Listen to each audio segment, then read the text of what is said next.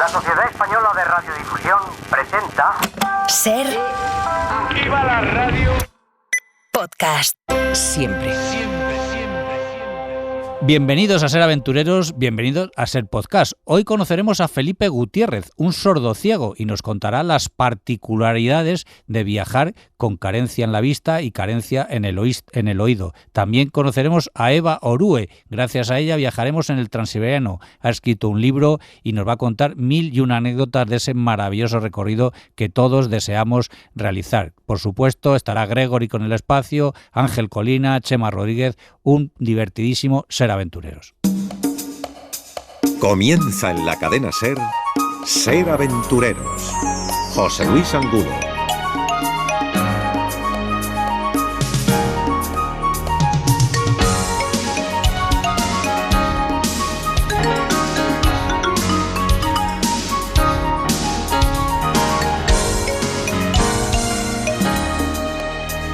Bajo la sombra gris de otra montaña, bebiendo sin permiso de otro río, alimentando al monstruo de la rabia, tu enemigo, que viene a tu país a profanar, que pisa la ciudad sin tu permiso, que sacará tus cosas de la calle.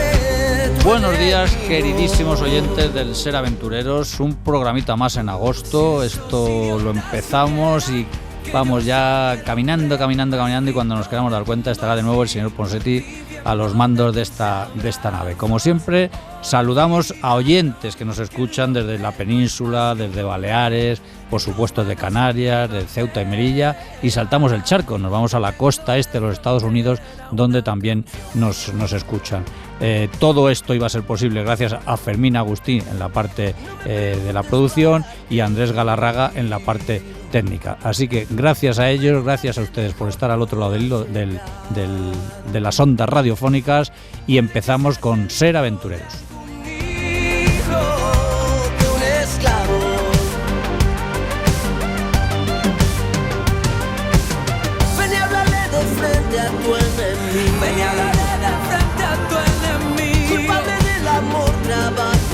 Y tras los saludos protocolarios a nuestros oyentes, por supuesto, los saludos no tan protocolarios a los colaboradores habituales y que todas las semanas, una tras otra, y por supuesto en el mes de agosto, cuando otros, como el señor Ponseti, huyen, están aquí dando el callo. El primero, Angelito Colina. Ángel, buenos días. Buenos días, director. ¿Cómo estamos, querido amigo? ¿Cómo está usted? ¿Con agujetas, sin agujetas? ¿Sigues con la bici? ¿A qué te dedicas? Sí, bueno, pues alternamos un poquito de todo, pero bien, tranquilo, relajado, meditando y no llegando a ninguna solución, porque suele ser habitual, ¿no? meditas, pero es difícil encontrar solución a la meditación. Pero por lo demás muy bien, la verdad que muy tranquilo, muy relajado. Y que pasa el verano muy rápido, José Luis? Sí, muy rápido. Esto va viento en popa. Y como nuestros oyentes saben, Ángel está en Cantabria, así que la primera pregunta es, Ángel, ¿tú eres más de bici o de rabas? No, yo soy de las dos cosas. Tú coges la bici para ir a comer las rabas, ¿no? Mira, hay una cosa, no sé tú, José Luis. Yo he tenido muchos amigos, bueno, pues dentro de diferentes profesiones, como todos nosotros.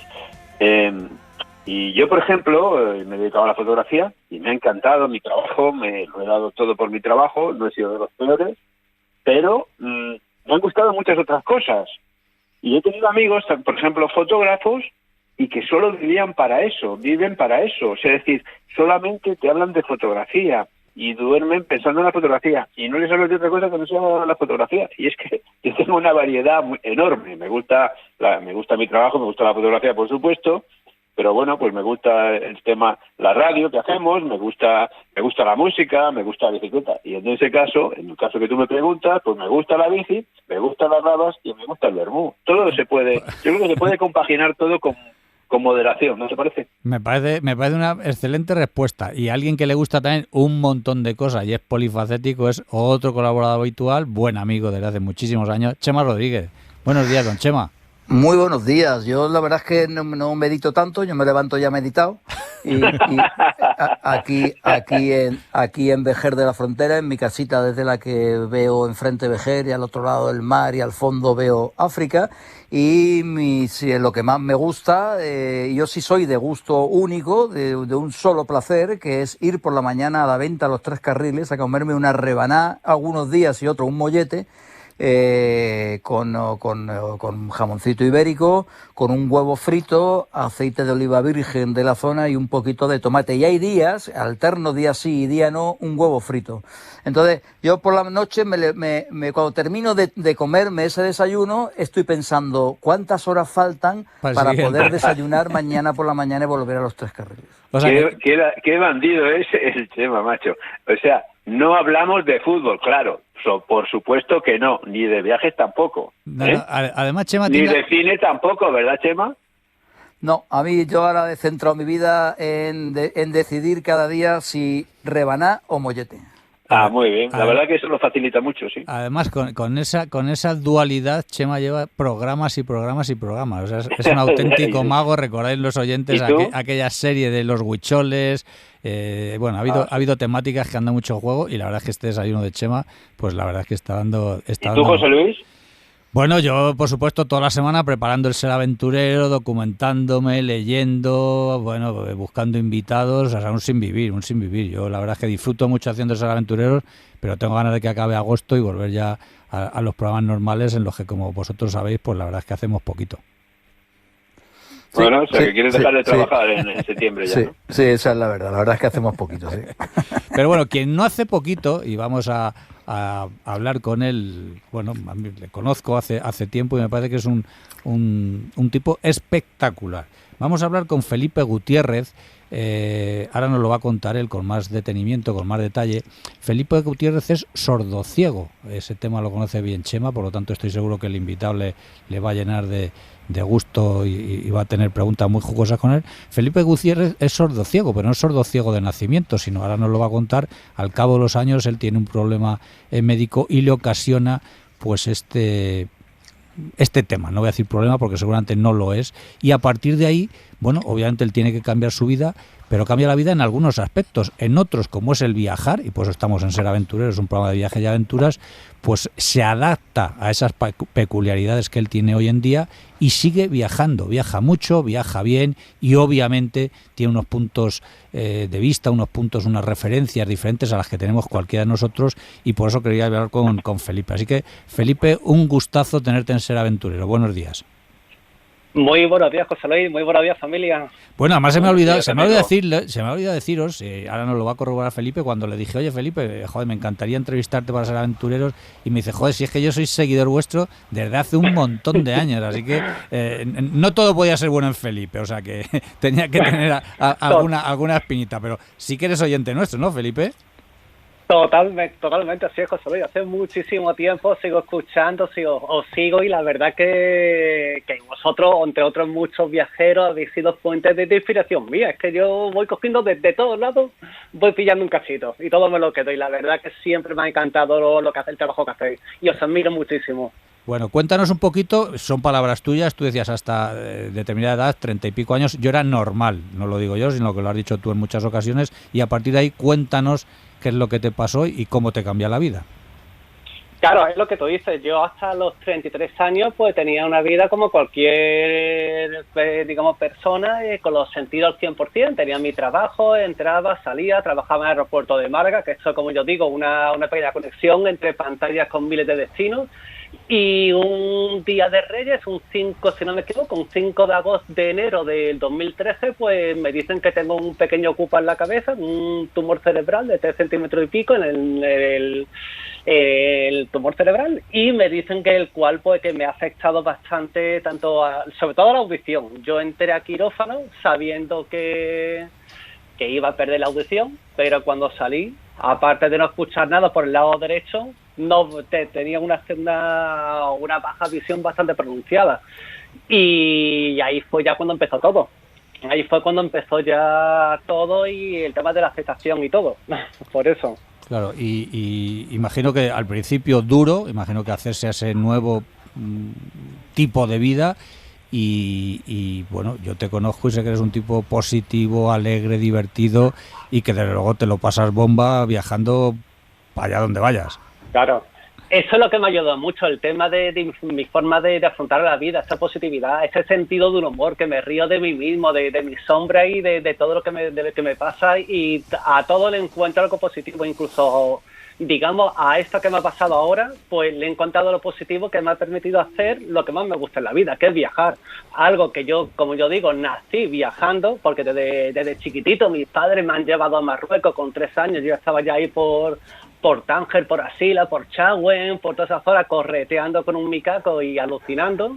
Y desde ahí, de ese momento ya, pues empezaron pues a crecer, a regar esas semillitas y todo. Y ya, como tú dices, ya cuando me di cuenta de lo que había pasado, acepté la realidad. Los médicos me dijeron que esto era lo que había, que no había ni vuelta de hoja, que no mejoraba, pero tampoco iba a empeorar. Que eso también es muy importante, es decir, que saber que lo que voy a ver, lo poco que voy a ver y lo poco que voy a escuchar va a ser lo poco que voy a ver y escuchar toda mi vida.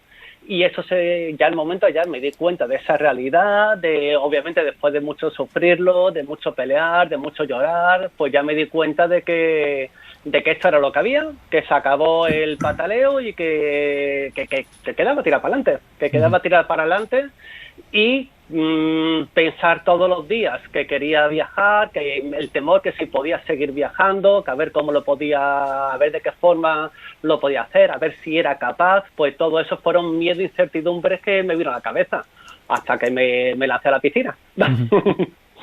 Oye, Felipe, cuando viajas, ¿cómo es tu encuentro con las diferentes poblaciones donde llegas y tal, al verte llegar, que no sé si llevas el bastón blanco siempre o no, ¿cómo es? ¿Intentan ayudarte y a veces hasta te puede molestar? ¿Cómo son esos momentos?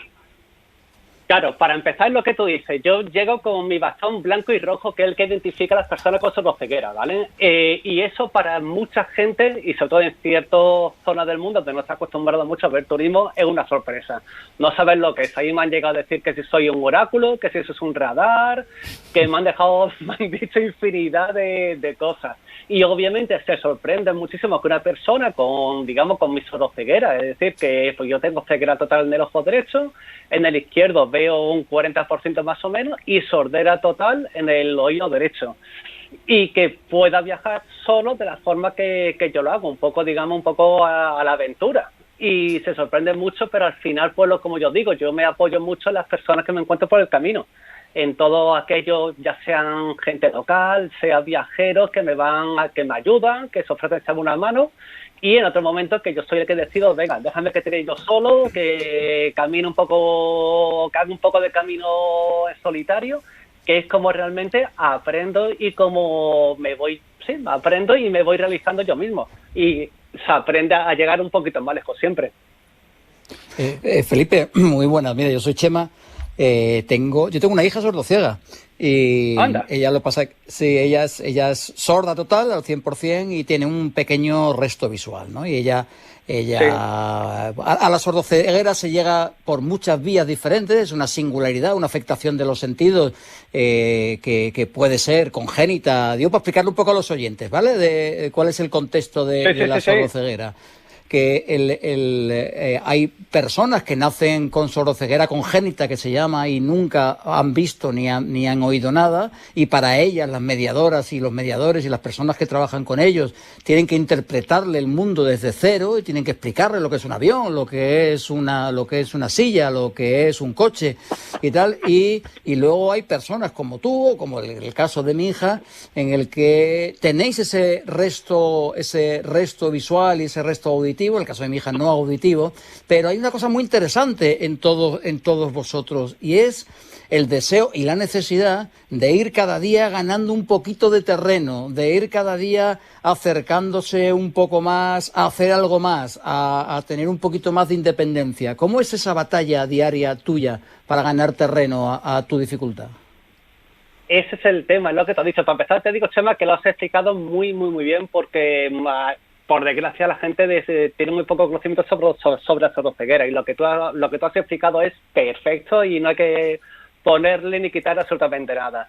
Mi forma personal de ir ganando, como tú bien dices, esa autonomía, esa independencia, es pues saliendo un poco, digamos, fuera de mi zona de confort, es decir, saliendo fuera de Málaga, porque aquí en Málaga, quiera que no, bajo mis defensas, como yo digo, mi ángel de la guarda, le doy vacaciones, ¿vale? Y ya cuando salgo por ahí de viaje, ya es cuando me pongo en alerta, pongo mis sentidos al 100% y sinceramente pues esa independencia y ese aprendizaje lo voy consiguiendo a base de errores, a base de equivocarme, de enfrentarme a miedos, a situaciones un poco, digamos, complicadas de que ahora cómo llego hasta allí, o cómo regreso, o dónde duermo, o simplemente cómo me comunico con tal persona en tal ambiente. Por ejemplo, en un sitio con mucho ruido, o en un sitio oscuro donde no veo bien. Son situaciones que yo mismo me voy conociendo y voy aprendiendo.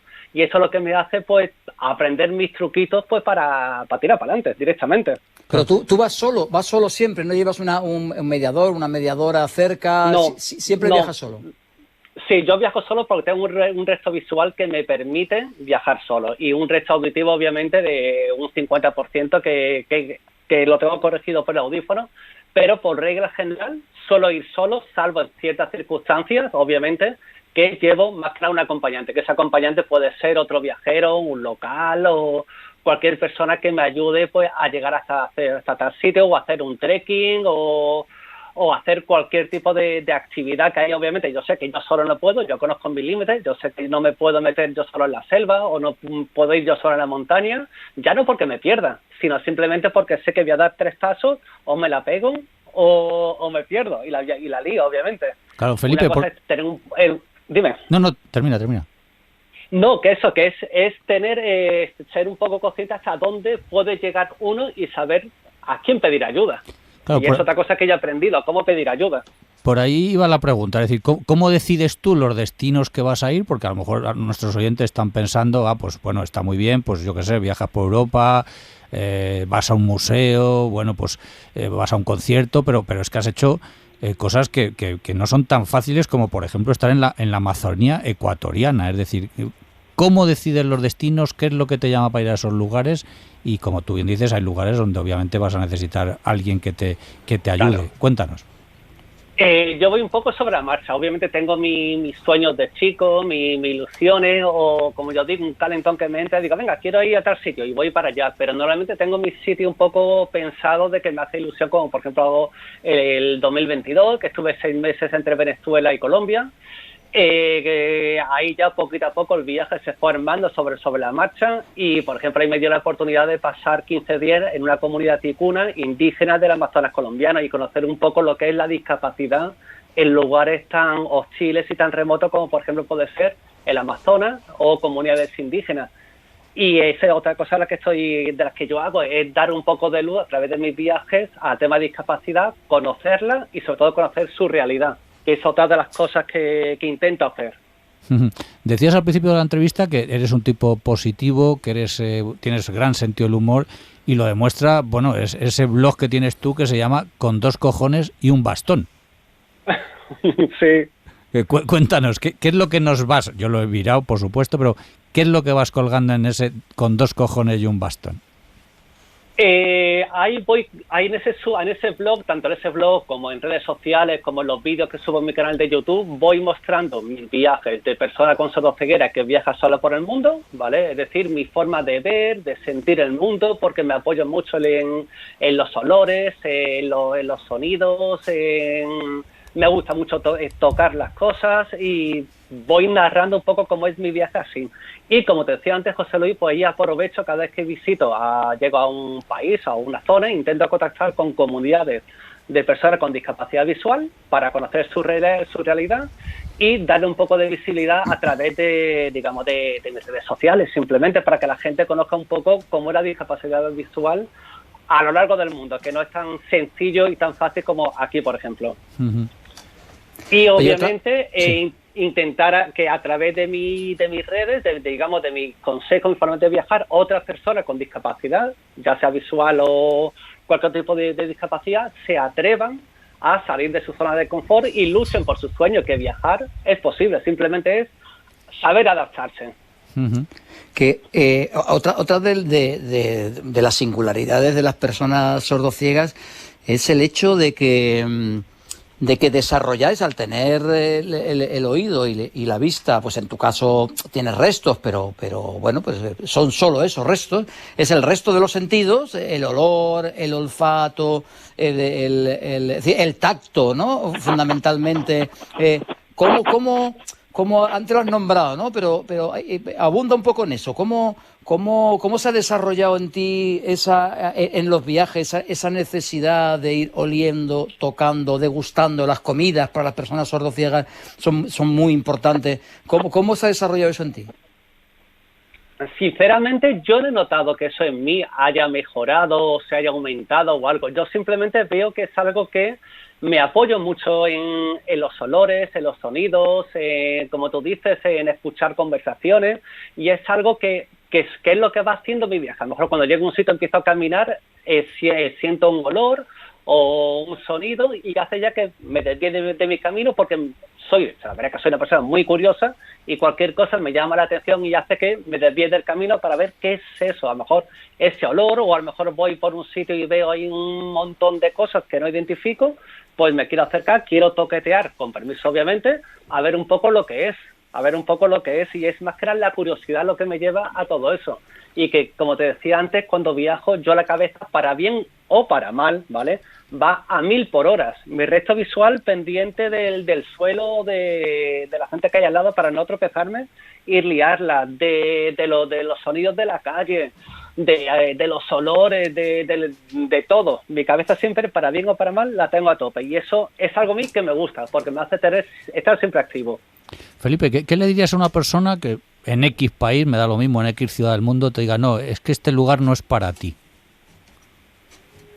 Que me deje comprobarlo por mí mismo, ¿no? Que me deje comprobarlo por mí mismo, ¿no? Que sea yo que te pague el billete de avión, eso, ¿no? Para comprobarlo. Hombre, oye, que si me lo quiere pagar y eso, yo voy para allá y los documentos sin ningún problema, con mucho gusto. Pero yo soy una persona que lo digo claro. No dejes que nadie te diga lo que debes de hacer, o sí, lo que debes de hacer. Que y lo que no puedes hacer. Claro. Claro, ahí está, correcto. Soy yo el que lo tengo que comprobar. Yo tengo que ir a ese sitio. Obviamente voy a escuchar tu opinión, voy a escuchar tus consejos. Si eres una persona cercana a mí, te haré más caso o menos caso. Pero soy yo el que tengo que decidir si esto es para mí y si no, cómo puedo hacer que eso sea para mí. ¿De qué forma lo puedo adaptar para que sea para mí? Bueno, y la última, dinos, no sé si tienes ya algún proyecto, algún viaje ahí en ciernes o ahora mismo estás ahí, como se suele decir, pensando. Pues ahora mismo estoy un poco pasando un poco el verano aquí en Málaga tranquilito, descansando un poco. Luego ya para septiembre me voy a ir para Asia Central, un viaje cortito de un par de semanas para Turkmenistán. Uh-huh. A la vuelta me quedaré por Estambul un poco, que tengo muchas ganas de conocerla, pero ya me quiero empezar a plantear un viaje un poquito más, entre comillas, un poquito más de los míos, un poquito más aventura, independiente por mi cuenta, por África.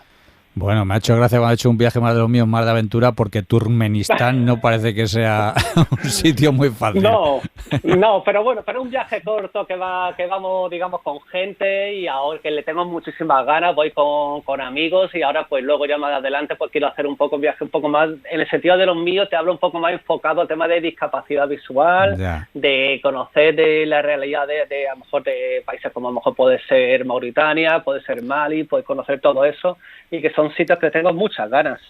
Pues pero bueno, todos se vais sobre la marcha, José Luis. En mi top te puedo decir una cosa y mañana lo contrario. Pues Felipe tiene muchas ganas de viajar y nosotros tenemos muchas ganas de saber lo que hace, así que vuelvo a recomendar ese lugar donde él va colgando sus cositas con 2 cojones y un bastón, y seguiremos disfrutando con tus viajes y por supuesto cuando vuelva de Turkmenistán o alguna de esas aventuras contaremos de nuevo contigo en Ser Aventureros.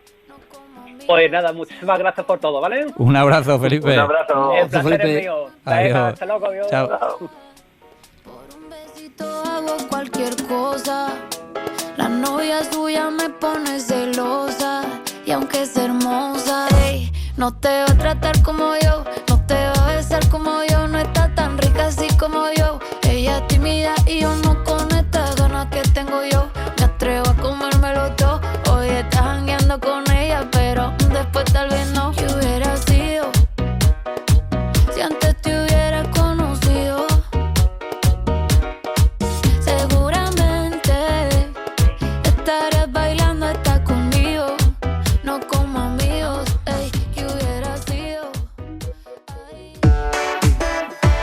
El humor está en la SER.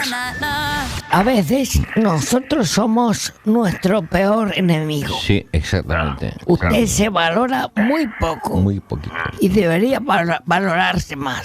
Diga, me quiero. Diga usted, me quiero. Diga, me quiero. Que diga me quiero. Sí, dígalo. Me quiero. Más fuerte. Me quiero. Más fuerte. Me quiero. Más fuerte. Me quiero. ¿Cómo se siente ahora? Igual. Cadena SER, la radio con mejor humor. La parte contratante de la primera parte será considerada como la parte contratante de la primera parte. Y la parte contratante de la primera parte será considerada en este contrato. Oiga, ¿por qué hemos de pelearnos por una tontería como esta? ¿La cortamos? Sí, es demasiado largo.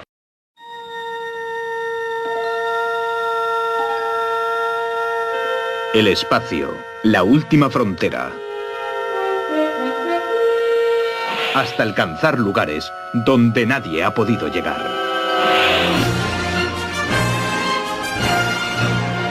Buenos días, señor Gregory. ¿Cómo está el espacio en el mes de agosto? ¿Está tranquilo? ¿Está agitado? ¿Cómo va? Pues, hola, buenos días a todos. Pues el que estoy agitado soy yo, que ya estoy trabajando otra vez. Entonces, mal agosto para ti. De julio.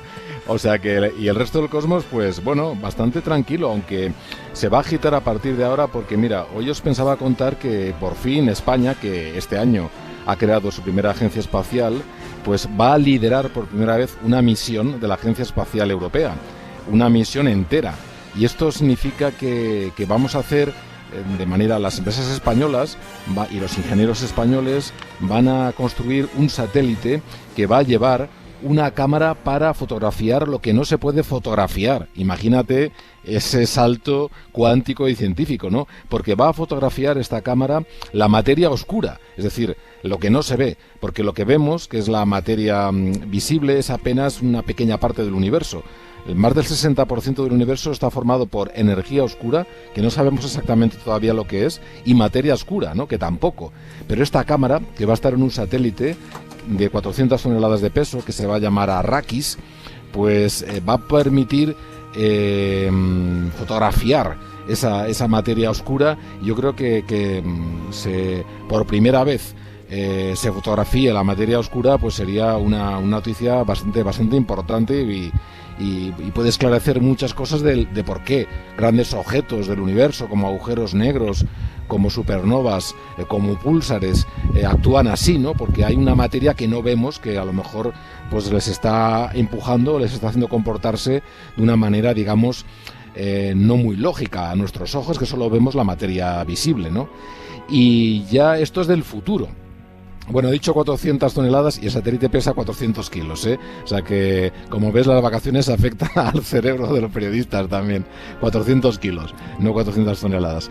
Y lo que sí os puedo contar, y esto es el futuro, en los próximos años se va a hacer esta cámara, pero ahora mismo podemos entrar en una web de la NASA y ver qué imagen hizo el Hubble el día que nacimos.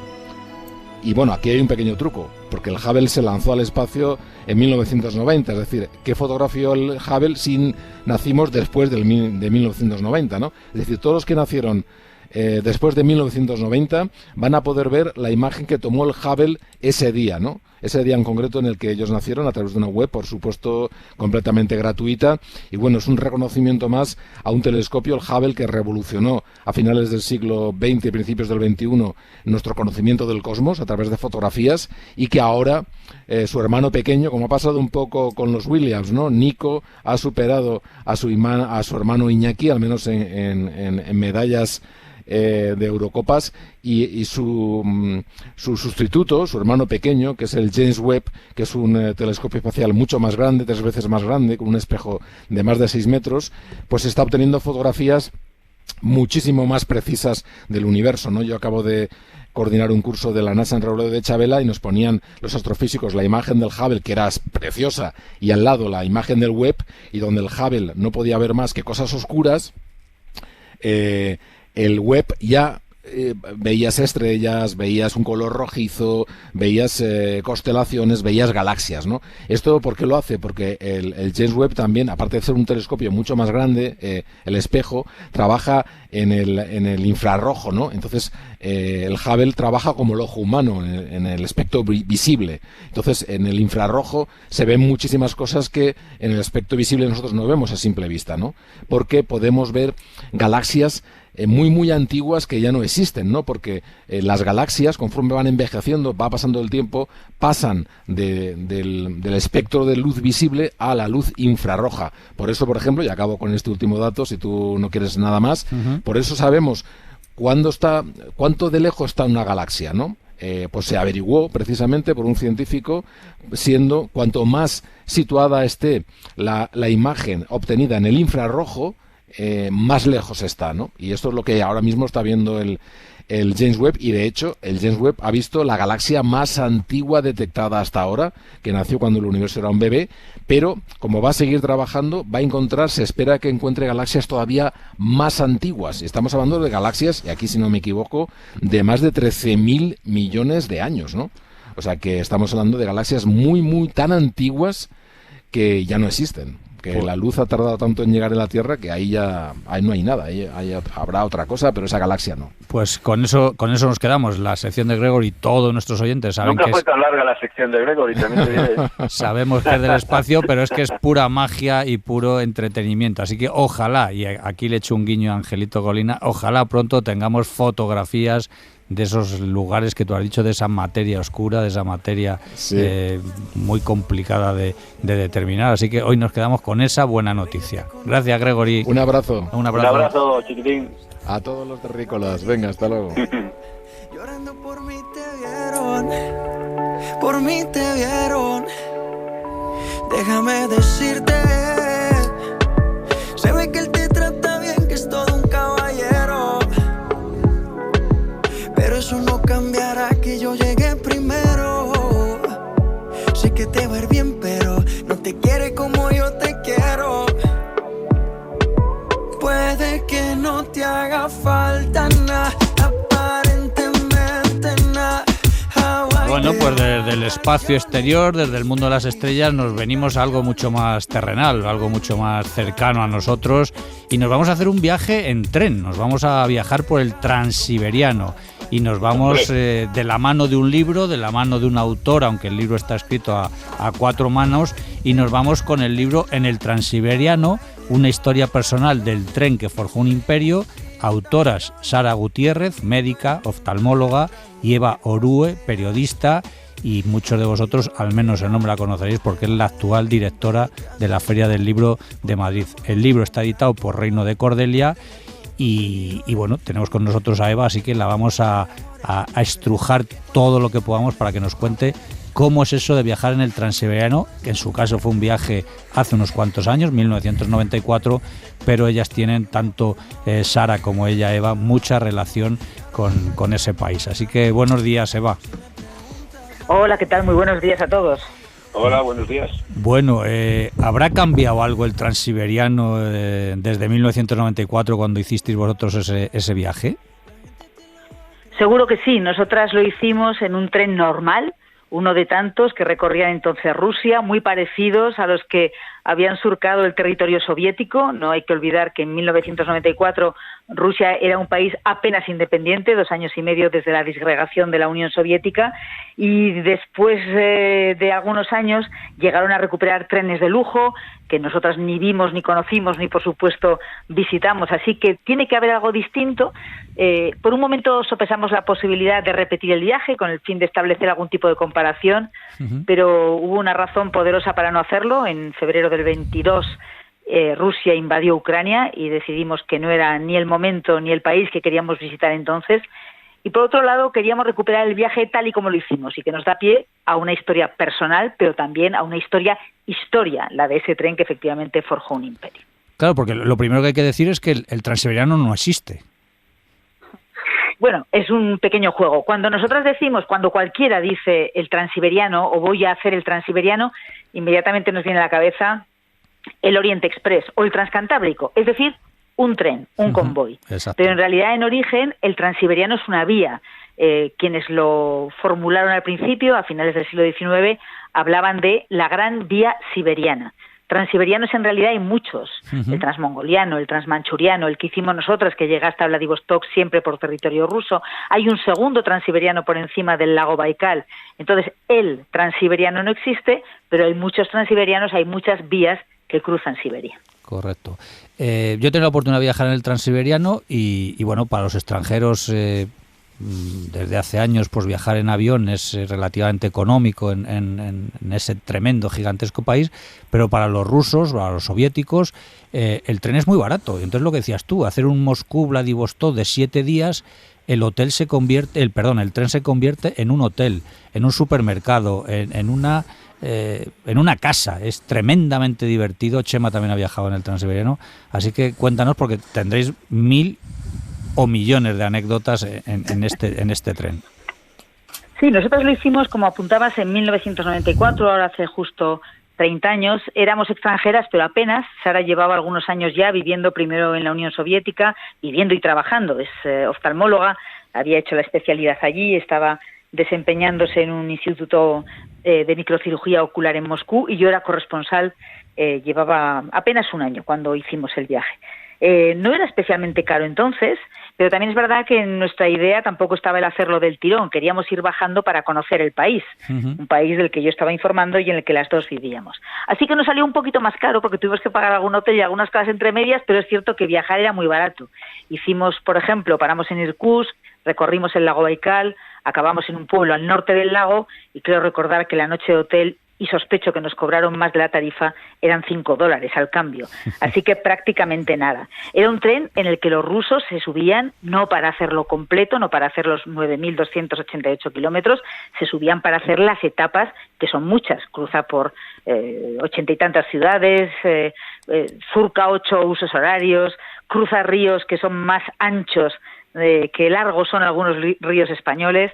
Es verdaderamente un espectáculo, pero para mucha gente entonces, y supongo que ahora, era simplemente el medio de comunicación, el medio de transporte más sencillo y más alcanzable. Y además es una vía férrea, como bien decís, no un tren, que normalmente los que lo hacemos, yo lo hice en el año 99, un poquito después que ellas, y en aquel entonces ya Rusia había dado el salto, y era como una lección de historia, porque ibas pasando y ibas viendo los nuevos barrios que se iban construyendo, las afueras de esos barrios, algunas zonas más moderna, las fábricas abandonadas, los restos de un mundo y una cultura en desaparición, y al mismo tiempo algo que estaba surgiendo. ¿Ya en el 94 se empezaba a vislumbrar eso o todavía no? Sí, en el 94, los que tenemos edad y memoria, recordamos que era la Rusia de Boris Yeltsin, era una Rusia que se había venido abajo, literal, en todos los órdenes de la vida. Y una de los aliciantes del viaje era ver hasta qué punto en un país tan grande, lo que yo como corresponsal estaba percibiendo en Moscú, capital, o en San Petersburgo, o en los alrededores, pues lo que yo veía por ahí era la realidad habitual en todas las partes. Y efectivamente, en la zona central, en torno a Irkutsk, el país estaba desmoronado. Sara dice con frecuencia que cree que nunca vio tantos borrachos como los que vimos allí. Sin embargo, al llegar al lejano oriente, a Vladivostok, Jabarovsk y Vladivostok, había un país distinto que estaba naciendo, muy impulsado por la presencia de hombres y mujeres de negocios japoneses que están a un tiro de piedra y que llegaban hasta ahí con toda naturalidad. Creo que hicimos un recorrido que nos permitió no solamente ver un país y un paisaje, sino sobre todo captar hasta qué punto la caída del régimen soviético había desmoronado un país enorme como es Rusia. Era el tiempo en el que, ante la desaparición del Estado, los grupos que llamábamos mafiosos, no en el sentido de mafia italiana, pero en fin, para que nos entendamos, estaban luchando por todas partes para conseguir el poder, para suplantar a ese Estado que había desaparecido prácticamente de la noche a la mañana. Oye, yo lo que estaba pensando, escuchando a Eva, es que yo estuve en el 90, yo entonces trabajaba en la revista Panorama y estuvimos haciendo ahí un reportaje en el año 90 en las negociaciones de Reagan-Gorbachev y recuerdo, no, es que has dicho lo de los borrachos y tal, ¿no? Las filas que había para comprar alcohol y recuerdo también O sea, y lo que estoy pensando es la gran idea que tuvisteis de hacer, o sea, que yo digo, ¿cómo no se me pudo ocurrir a mí hacer eso? Es que el meterse en el interior de la URSS en estos años es que tenía que ser algo espectacular. O sea, decir, es que yo creo que no nos lo podemos imaginar. No sé, Eva, difícil. O sea, de Moscú, salir de Moscú y meterte en el interior tenía que ser, ya en Moscú chocaban muchísimas cosas, porque claro, era lo que era entonces, y o sea, me imagino que ya en el interior tenía que ser algo impresionante. Sí, el paisaje, y tú si lo has hecho lo habrás visto, o vosotros si lo habéis hecho lo habréis visto, es un paisaje relativamente monótono.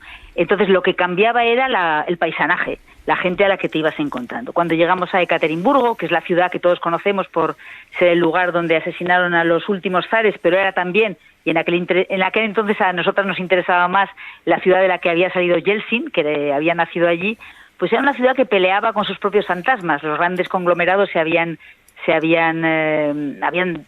evaporado prácticamente, y la gente estaba en un sistema o desde un sistema en el que el trabajo lo dictaba todo. Si no tenías trabajo no tenías ni piso, ni coche, ni escuela, ni hospital. Sin embargo, el Kursk, ya cerca del lago Baikal, allí lo que veíamos era básicamente una ciudad despistada del mundo.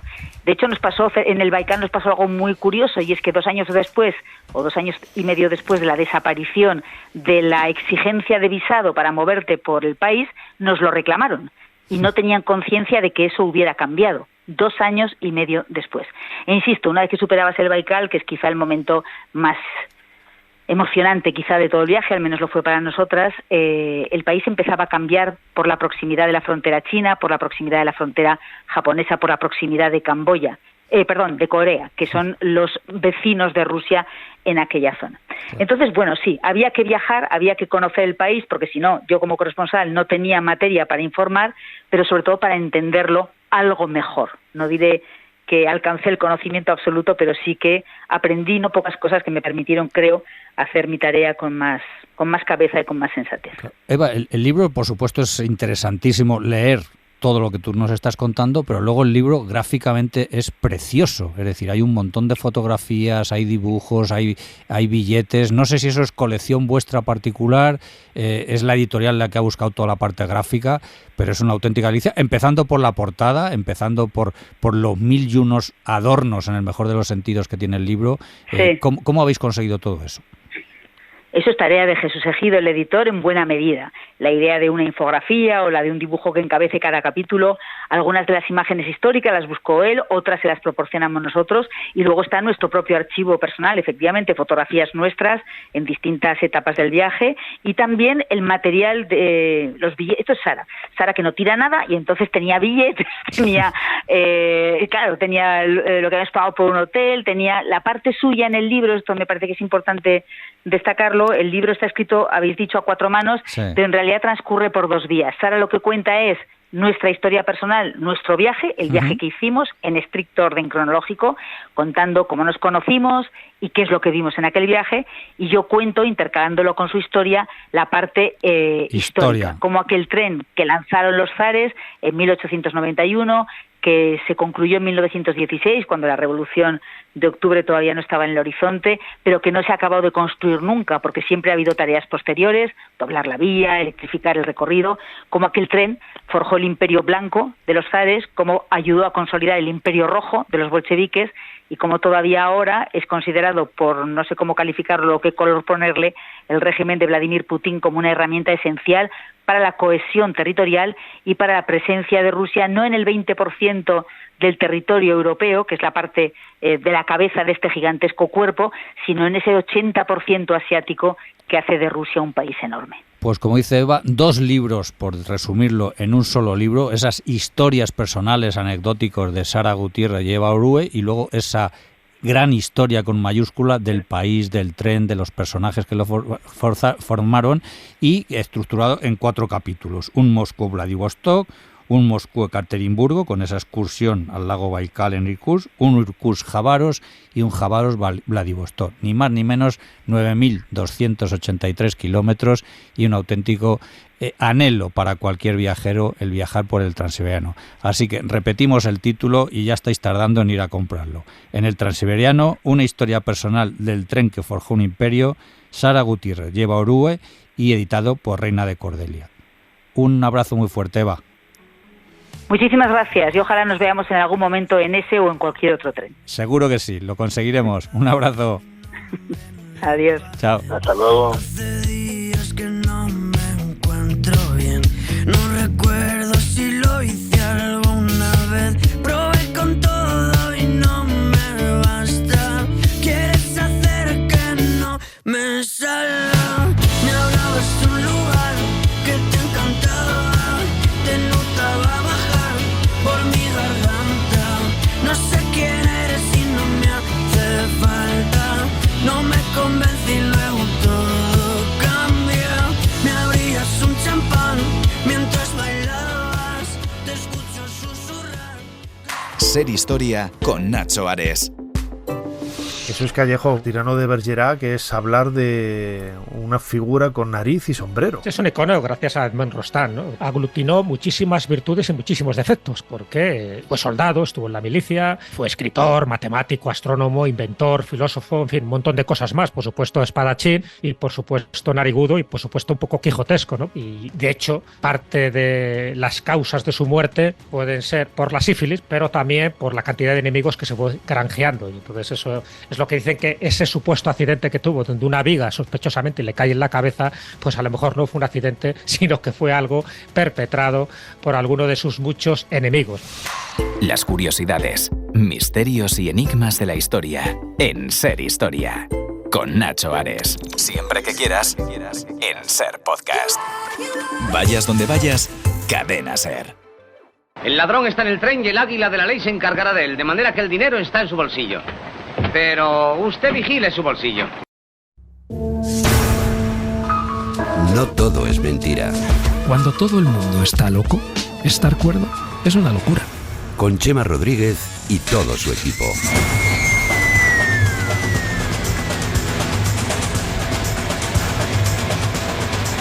Pues nada, toca al bueno de Chema y todo su equipo que nos cuente qué ha preparado hoy para el Ser Aventureros.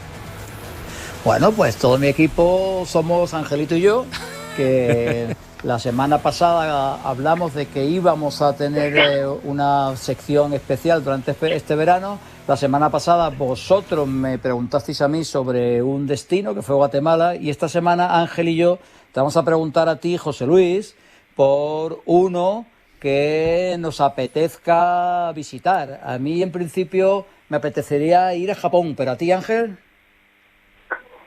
Bueno, pues la verdad que estaba pensando mientras estabas ahí hablando, es que hay tantos sitios.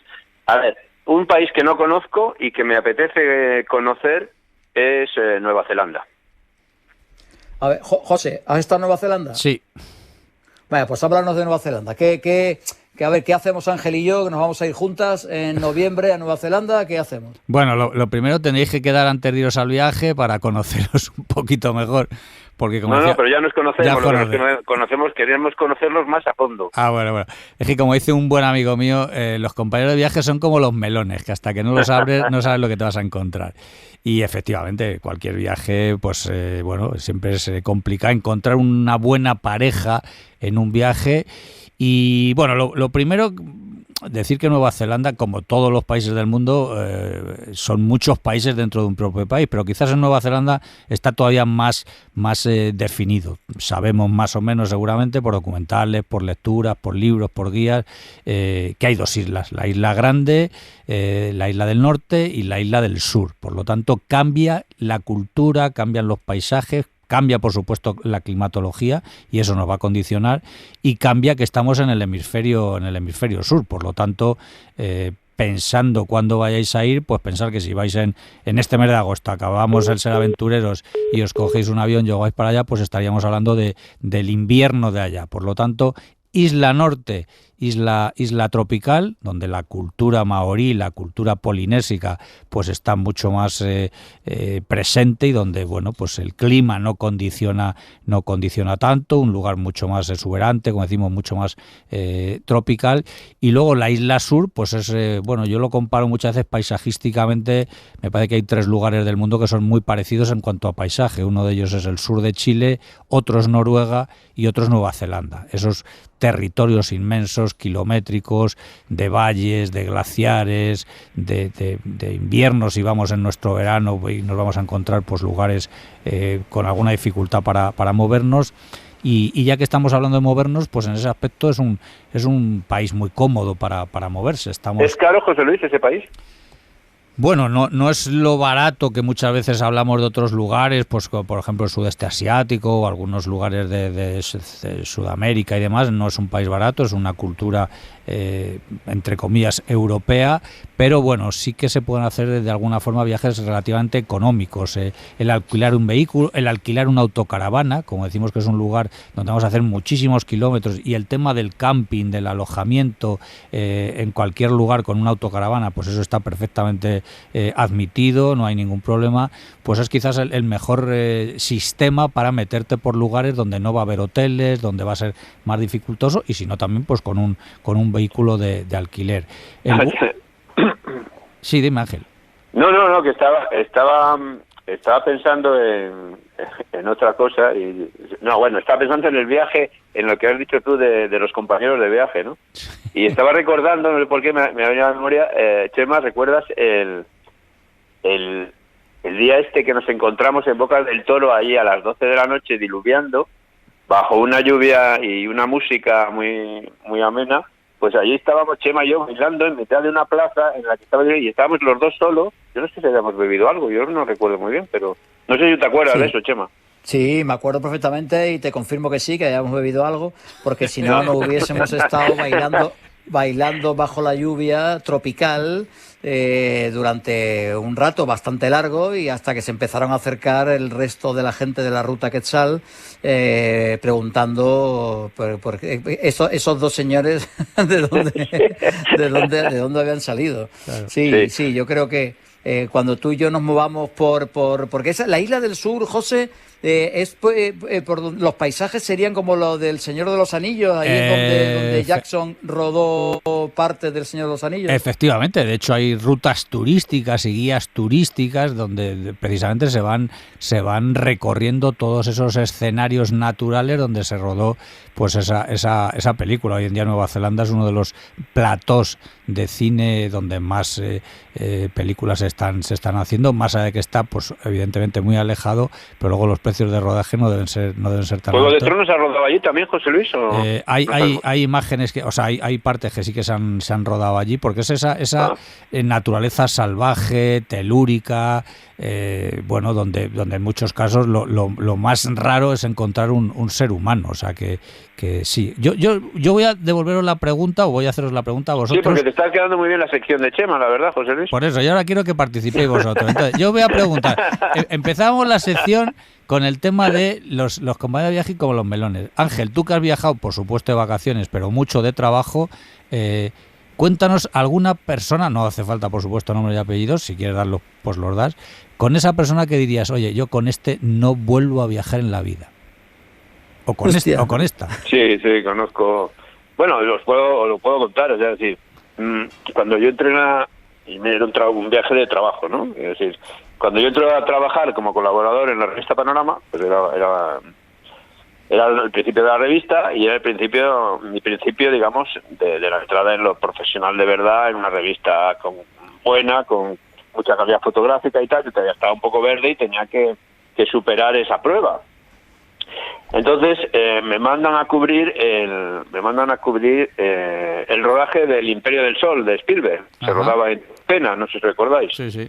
Y entonces, claro, pues voy con una periodista gallega, cuyo nombre no recuerdo ni quiero recordar, y de repente, bueno, pues nos vamos allí y tal, viajamos hasta allí, y toda la parte esta del rodaje estaba rodeada de vigilantes, o sea, para que no te pudieras acercar y tal. Para mí era mi primer trabajo importante en esa revista y yo tenía que superar ese trabajo como fuera, o sea, lo tenía que conseguir imágenes de ese rodaje. Entonces yo iba con esta periodista y esta mujer, de repente en el coche nos encontramos con Spielberg, aparte que estaba un poco pirada la chica, ¿no? Y nos encontramos con Spielberg que se encuentra con nosotros en otro coche. Entonces ella que iba conduciendo en ese momento, da la vuelta y empieza a perseguir a Spielberg por las carreteras de allí de Andalucía, como una locura, como una loca, loca, totalmente, se volvió loca. Y es que es que nos vamos a matar aquí, nos vamos a matar. Y luego, a partir de ese día, todo fue un infierno ese viaje. O sea, era un viaje, fíjate que no era un viaje muy lejano, ¿no? Que nos decía, oye, que nos hemos ido a Tokio y tal. He hecho viajes con otros periodistas, pues no sé, en América, he estado en Nicaragua, en Rusia, en Estados Unidos, en Mongolia, y nunca he tenido esos problemas. Es decir, el gran problema fue con esa periodista que era insoportable. O sea, bueno, igual el insoportable era yo, ¿no? Pero vamos, que es que no podíamos, no coincidíamos en nada, ¿no? Eso digamos que fue uno de mis peores viajes. Pues Chema nos contará su anécdota la semana que viene, y a Fermín le vamos a encargar un mandado, que busque a Steven Spielberg a ver si recuerda esta anécdota de Angelito Colina y nos cuente cómo lo pasó con esa persecución. No hay tiempo para más. Gracias, Ángel, por la anécdota. Gracias, Chema. Un abrazo, amigos. Y la semana que viene estamos otra vez en Ser Aventureros. Cuidaros.